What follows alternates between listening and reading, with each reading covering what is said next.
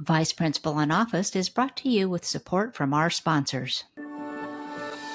Looking for a home in the greater Des Moines area? With over 19 years in the real estate business, 𝗗𝗍 has the expertise and dedication to help you find that special place to call home. The kind of home where you can drop your bags, exhale, and say, yes, this is mine.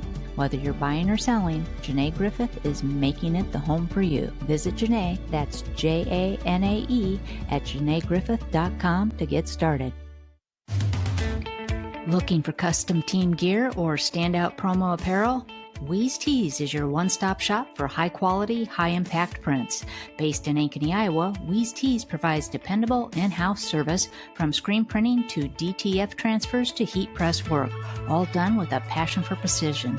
𝗲𝗍 turns your ideas into gear that performs on and off the field. So head to 𝗲𝗍 and customize your apparel for your grind, your game, and your glory. Get started today at 𝗲𝗍.com. On this episode of Vice Principal UnOfficed, join me, your host, Lisa Hill, as I share the funniest school moments that prove Stranger Things has nothing on teachers. Trust me, these stories are the kind that make people laugh first, then stare, then ask, wait, that really happened? Yes, it did. Now, let's get laughing and learning. Attention students, listeners. The stories in this podcast are told from the host's personal and farcical point of view.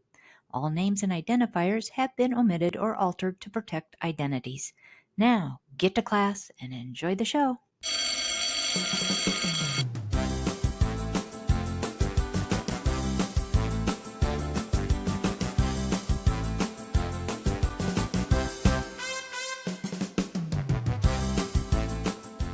Hello, folks. Welcome back to another episode of Vice Principal UnOfficed.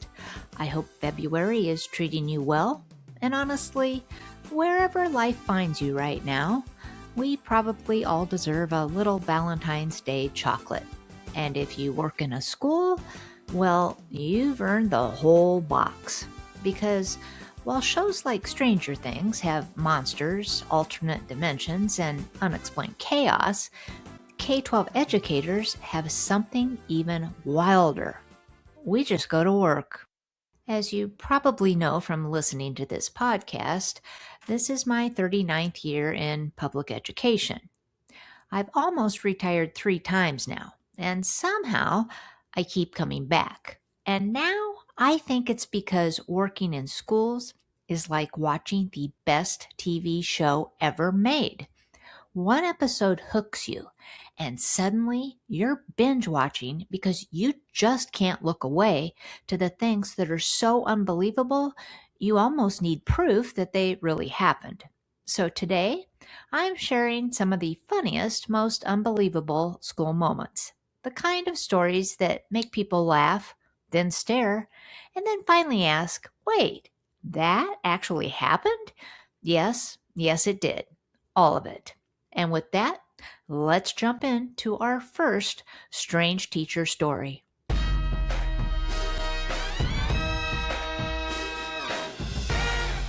One day, I went down to talk with the band director about a couple of students and their schedules.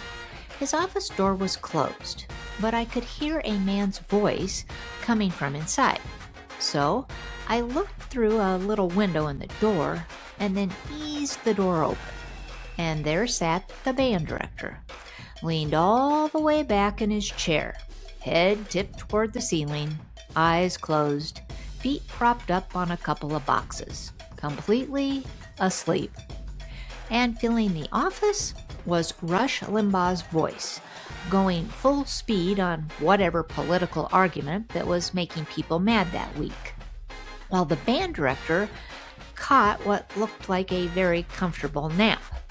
If you don't know who Rush Limbaugh was, he was a longtime conservative talk radio host whose voice blasted across America for decades, usually sounding like he was mid-argument even when nobody else was in the room or listening.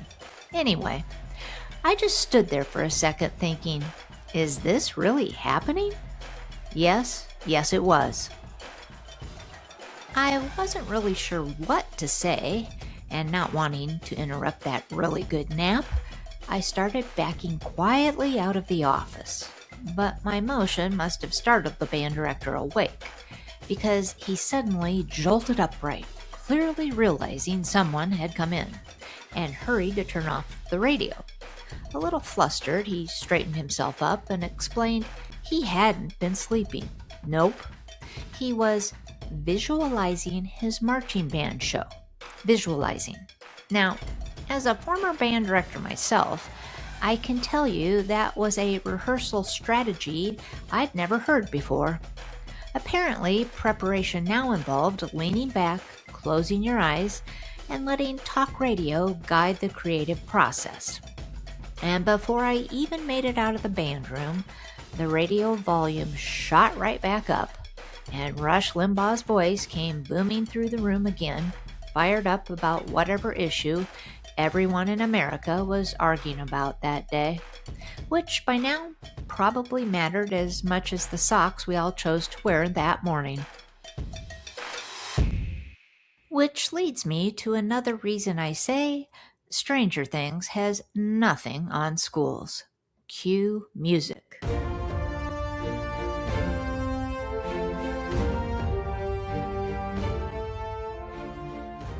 At this school, Student Awards Night ran like clockwork.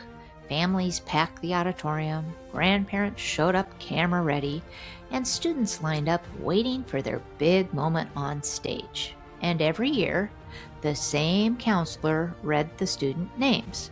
He'd been in education more than 25 years, so by now you'd think awards night moderating would have been second nature. But for whatever reason, he struggled with it.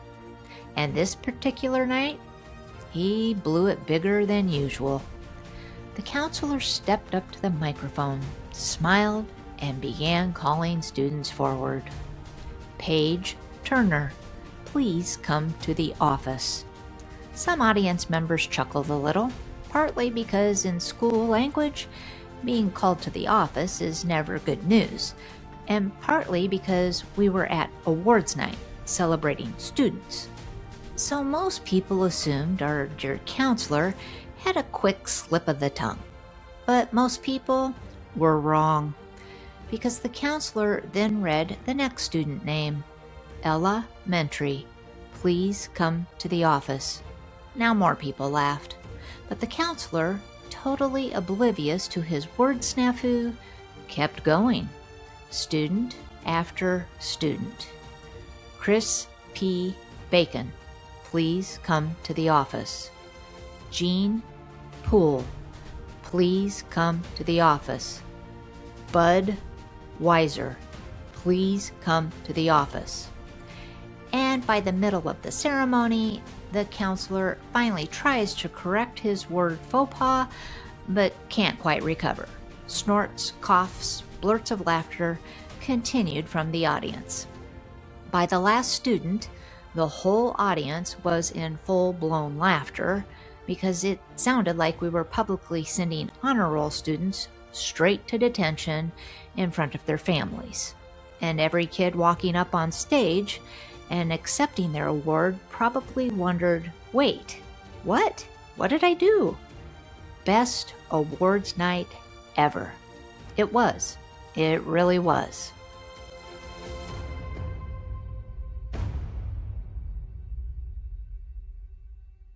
And moments like that are exactly why I say the strangest plots don't happen on TV, they happen in schools. Because no writer could invent this shit, and only educators live it. Those special moments when you sit there in the audience watching a hilarious school story unfold while thinking, you can't make this shit up. Oh, Lisa, I'm face-palming right now. I can see that, Mom. You're really good at it. I guess that's because you've had a lot of practice. But the weirdest, funniest, most unbelievable moments happen in schools every single day. Don't believe me yet?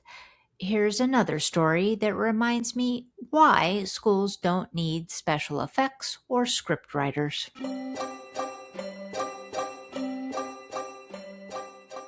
I worked in one building where some of the science classrooms had storage rooms attached. You know the kind. No windows, stacks of mystery boxes, old textbooks nobody wanted, equipment from programs that didn't even exist anymore. Basically the place where science supplies went to retire. And taped right on that storage room door was a big sign that said, "Do not enter," which, if you've ever worked with teenagers, you know is basically an invitation. Tell students not to go somewhere, and suddenly that place becomes the most interesting location in the building. Anyway, the class was about to start. Students were filing in, talking with friends, dropping backpacks, getting settled for the period. And over in the corner sat the storeroom door with the big "Do Not Enter" sign taped across it. One curious kid could not help himself. He'd waited long enough. So he wandered over and figured he'd just take a quick look inside before class got rolling. Perfect teenage logic. What could possibly go wrong? Instead of just peeking inside the storage room, the student slipped inside. A second later, the door swung shut behind him. And here was the problem. This particular door only opened from the outside. Of course, this was a time in schools when safety was not a top priority. So, the student was now officially trapped inside the science room supply graveyard. At first, the kid stayed calm. Knocked a little, no big deal. Someone would notice. Minutes passed. Class started. Attendance got taken. And the science teacher moved on with his lesson, which that day was very interactive. Student groups talking, conducting experiments, all the science-y stuff that would drown out someone knocking on a door. And of course, the class was so busy, nobody realized a student had completely disappeared from class. As class went on, the knocking grew louder. Then came pounding. Then yelling for help. Meanwhile, class is still carrying on like nothing was wrong. Near the end of the period, the teacher finally paused and said, "Do you guys hear something?" Half the class answered, "Yeah, but that's been going on for a while." The teacher walked toward the sound that was coming from the storeroom and opened the door. And there stood the student. And what did the teacher do? He closed the door again. At that point, he assumed the kid was just messing around. Now the class completely lost it because everyone realized what had actually happened. The teacher finally opened the door again, and the student walked out looking like they'd been missing since last semester. The teacher then asked, "Were you actually stuck in there?" Yes, they were. Later, the teacher admitted he panicked a little upon discovery of the kid, but also couldn't help laughing at the fact that one of his students had spent most of the class locked in storage. Thankfully, the kid and the parents laughed about it too, because let's be honest, today's parents would have gnawed the teacher's head off, vice principal included. And if you think the storage room is horrifying, let me tell you about a social studies teacher who took American economics to an alternate reality. This social studies teacher honestly believed they had designed a fresh approach to help students really understand his economic course material. Now, whenever someone says that, you kind of need to brace yourself a little, because his big instructional breakthrough was this. Students would watch a movie and identify examples of product placement as part of their economic lesson. And to be fair, product placement is a real economic and marketing concept, movies in the US are packed with brands paying to show up on screen, so using film to teach the idea actually made sense. The problem? He picked Harry Potter, a British film, which, at least in the first movie, doesn't exactly lean into American-style product placement. Did I mention it was a British film? But this teacher was committed to the plan. All week, the classroom lights were off. The glow of the screen lit the room. The British accents floated into the hallway while students watched wizards, broomsticks, and magic spells instead of analyzing economic strategy. Some students watched, some half-watched. Others tried to complete worksheets about economics while Hogwarts carried on in front of them. Meanwhile, in the back of the room sat the economics teacher in a chair, head tilted back, mouth slightly open, completely asleep. And every day followed the same routine. Students walked in, the lights went down, the movie picked up right where it left off, while their teacher apparently caught up on his rest. At the end of the week, he proudly announced the unit had been a success because the kids really enjoyed it. And honestly, he wasn't entirely wrong. It's true, it's really true. Because nothing hooks students on economics quite like 5 hours of wizard movies while your teacher naps in the back of the room.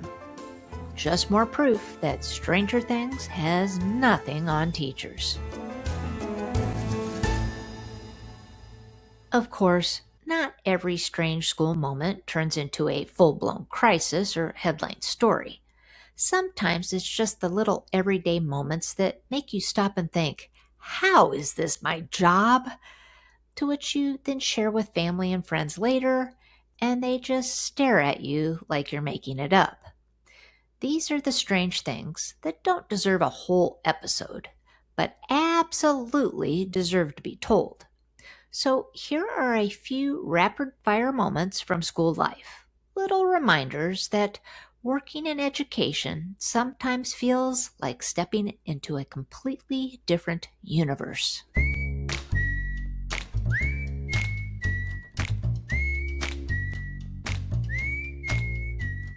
I once worked with a high school teacher who apparently had a side business running out of the trunk of her car.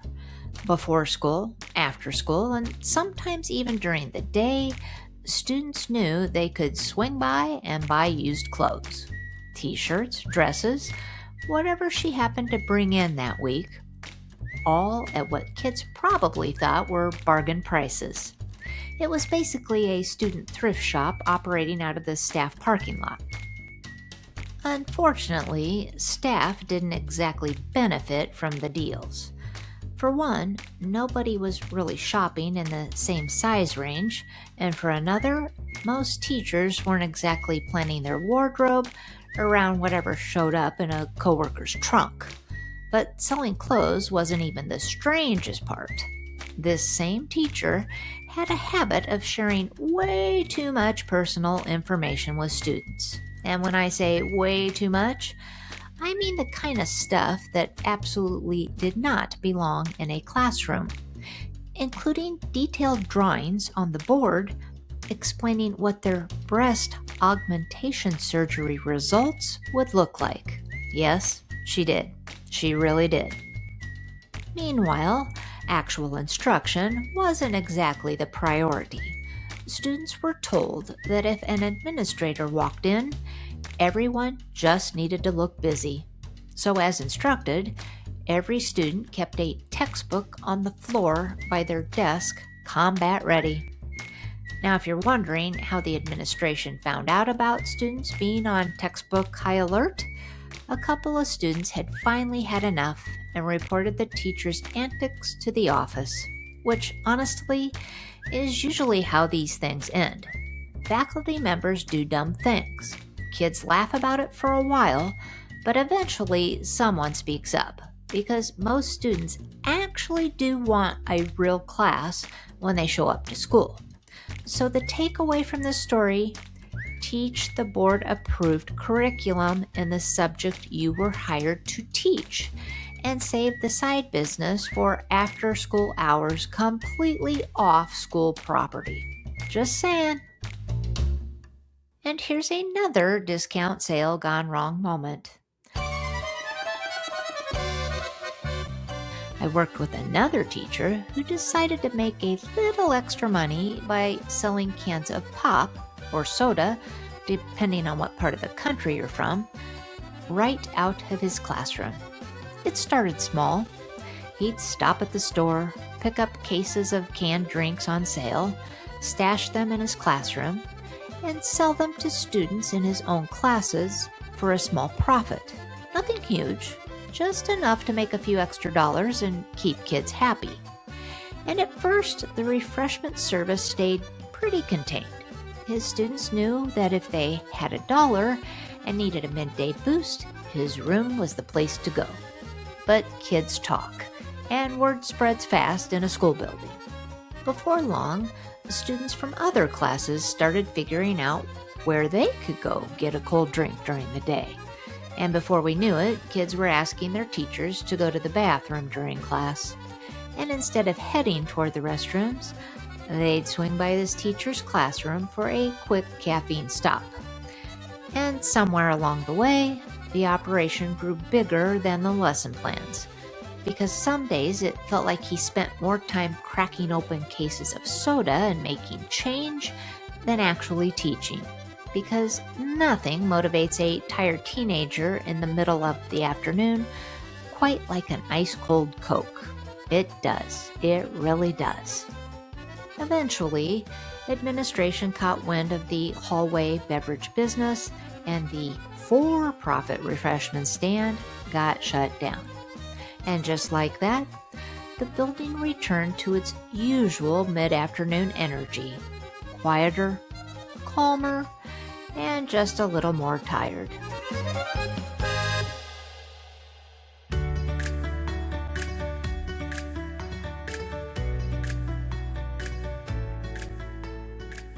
There was another social studies teacher I worked with who honestly seemed to move through life without showing much emotion at all. What is it with these social studies teachers? Anyway, every day looked exactly the same for this teacher. He'd drive to school, unlock his classroom, and pull out the same stack of transparency sheets he'd been using for years. Then he'd dust them off, lay them on the overhead projector, and teach lessons that hadn't changed in a very long time. For anyone too young to remember, before laptops and PowerPoints ruled classrooms, teachers used something called an overhead projector, a giant glowing box on a rolling cart that hummed loudly enough to double as classroom white noise. Teachers wrote lessons on clear plastic sheets called transparencies and stacked them for each class. To change slides, you didn't click a button. You physically peeled one sheet off and slapped the next one on, all while hoping it lined up straight on the screen. And if the transparency slid sideways, the whole class tilted their heads while the teacher tried to fix it, without blocking the light. Plus, those machines ran so hot, you could probably fry an egg on top of them by second period. It was basically PowerPoint, if PowerPoint required lifting, sweating, and occasionally technical prayer. As for this teacher, his teaching style matched that of the economics teacher in the movie Ferris Bueller's Day Off. You remember, Bueller. This is a must-watch classic 80s movie for anyone who has attended school. And this teacher's energy level was not just reserved for the classroom. He carried it into the hallway. Between classes, he'd stand in the hallway during passing time, watching students move between rooms like teachers are supposed to do. Most teachers were greeting kids, joking around, and checking in. But not this teacher. No smile, no conversation. just quietly observing traffic before heading back into his classroom to start the next period. Then the final bell would ring. He'd head home, and the whole routine would start over the next morning. Same day, every day, like the movie Groundhog Day, just without the comedy. I honestly don't ever remember seeing this teacher laugh. I never saw much reaction at all, until one random lunch period. For some reason, we had extra pizza left over from a student event. Not wanting it to go to waste, I grabbed a box and started dropping off slices to teachers. When I walked into this teacher's room to offer him a slice, something unexpected happened. He smiled, a real smile. He did. He really did. And then he opened his desk drawer to grab a fork. And inside was what every longtime teacher's drawer eventually becomes. Old papers, random supplies, mystery items that clearly lived there for years. He dug around for a bit, finally pulled out a plastic fork, wiped it off on his shirt, and took a bite. And then he started talking. Just chatting, asking how things were going, telling a couple stories. A completely different person than the quiet guy who usually drifted through the day. And I remember standing there thinking, man, I should have brought this guy pizza a long time ago. Because that simple slice absolutely made his day. I guess even in a place that runs on routine, sometimes all it takes is a slice of pizza to make you realize you've just stepped into a completely different version of someone you thought you knew.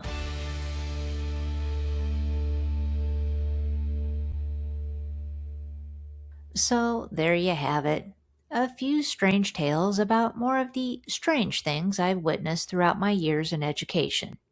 Because one minute you're dealing with schedules, lesson plans, and frickin' lunch duty, and the next minute someone's locked in a storeroom, a teacher is running a soda business, awards night sounds like detention, and a colleague suddenly lights up over a slice of pizza.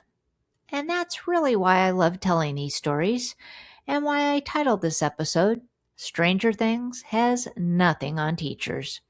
Of course, I really wanted to call this episode, Seriously People, the Daily Adventures of Educators Who Walk into School Expecting a Normal Day Often and find themselves working in a completely different dimension, time zone, or possibly another planet because the strange things that happen at school leaves your friends and family asking, wait, that really happened? Yes, it did. Because schools aren't just places where kids learn math and reading. They're full of real people, real moments, and situations so strange and funny you almost have to laugh just to keep going.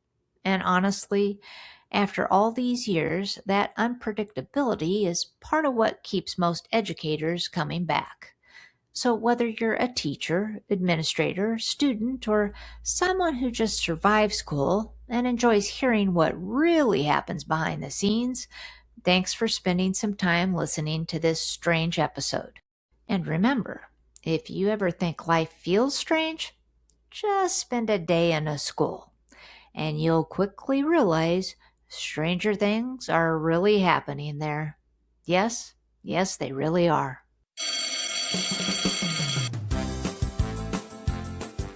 Well, kids, the dismissal bell is ringing.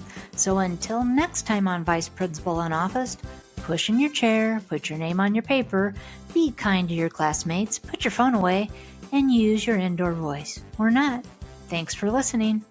And I hope you enjoyed the tales from Vice Principal UnOfficed as much as I enjoyed sharing them. And it is also my hope that you were not only entertained by this episode, but that you walked away with a little nugget of knowledge that gave you some insight on how working in a school is not for the faint of heart. And as I've said before, life is short, so you got to do the best you can to leave the world in a better place than when you got here. And of course, for the love of God, see the humor in life. It's a lot more fun and a little easier to get through the ick in life with a smile on your face. Catch you next time on Vice Principal UnOfficed. Next time on Vice Principal UnOfficed, join me, your host, Lisa Hill, as I celebrate the 1-year anniversary of Vice Principal UnOfficed. I've picked out the best of school stories from different episodes.